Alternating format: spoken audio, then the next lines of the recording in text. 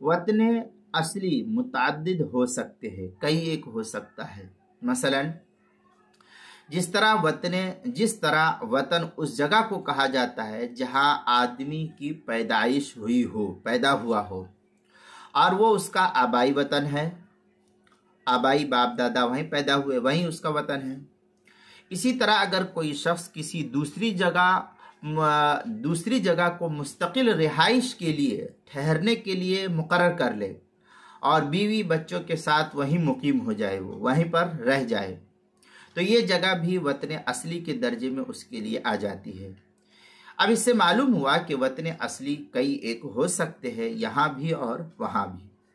चुनांचे आलमगीरिया में है, वलौ इंतक़ल बिअहलिही व मताअहु इला बलदिन व बक़िया लहू दूरू व इक़ार फिल अव्वल क़ीला बक़ियल अव्वल वतनन लहू व इलैहि अशारा मोहम्मद रहमहुल्लाह ताला फिल किताब। ये फतवा आलमगीरिया की इबारत है, पहली सफ़ा 142 बदायुस्सनाए में है। अलवतनुल असली यजूज़ अन यकून वाहिदन औ अक्सर मिन ज़ालिका। ये बदायुस्सनाए जो ज़करिया बुगडीपुर देवबंद का हिंदी नुस्खा है, उसकी पहली सफ़ा 280, किताबुल मसाइल पहली सफ़ा 555 और 556 पर भी इसको नकल किया गया है।